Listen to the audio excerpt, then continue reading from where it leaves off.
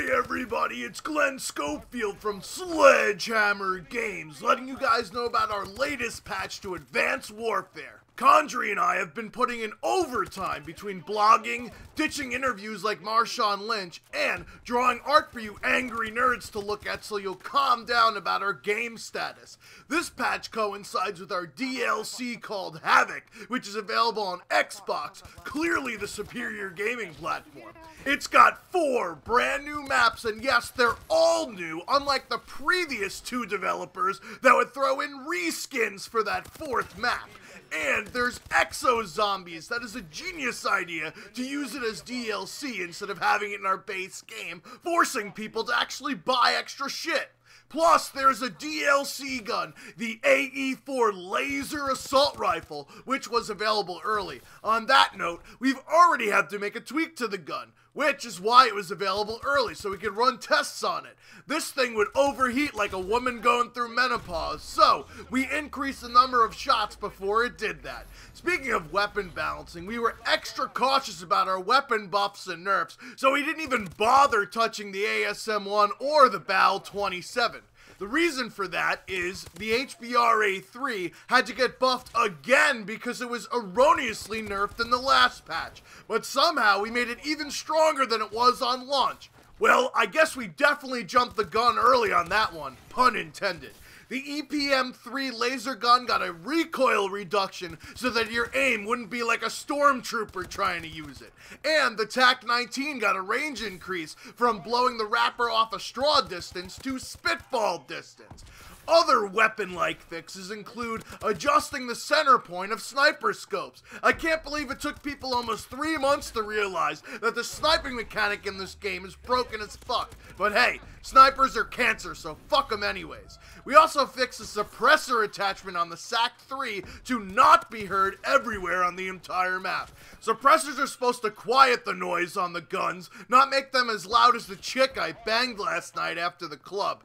There was an exploit we patched, and no, not a map exploit, that was so last month, which would allow bolt-action guns to be rapidly fired while sprinting. Cock this back, bitch! Your trigger finger ain't that fast, believe me, I've talked to your girlfriend.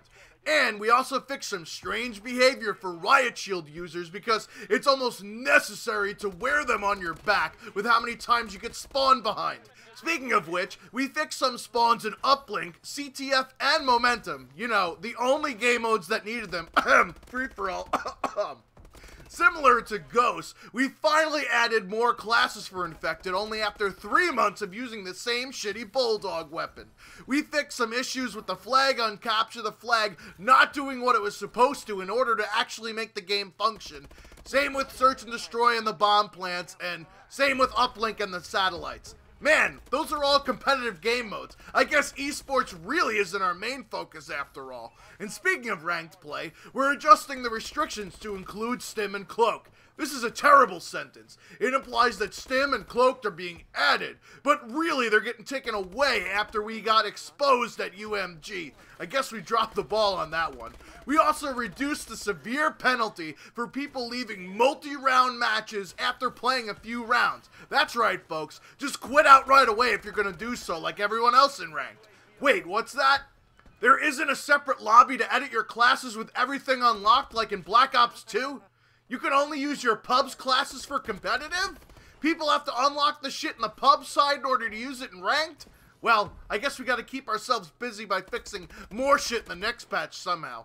We're adding more security and anti-cheat updates, which seems to be a running joke in every patch for every game. We just slide that line right in there, like T. Martin sliding into our DMs. What's up, Trevor? We fixed an issue with supply drops not opening. This way you could finally get those totally not at all earned elite guns that shit on the regular ones. We adjusted the kill feed speed. Try saying that 5 times fast. Kill feed speed, kill feed speed, oh fuck you.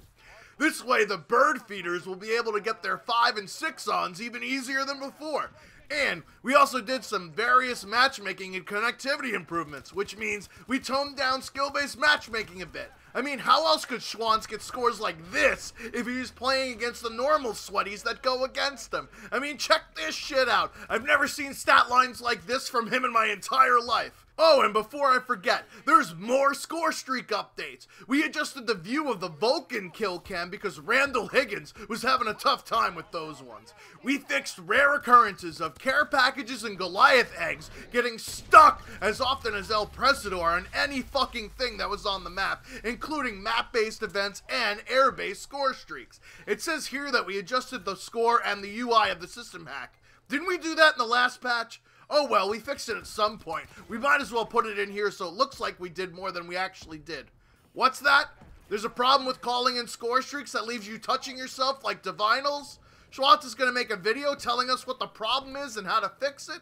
Thank goodness we have members of our community like him to help us identify and solve problems that our 3-year development cycle created.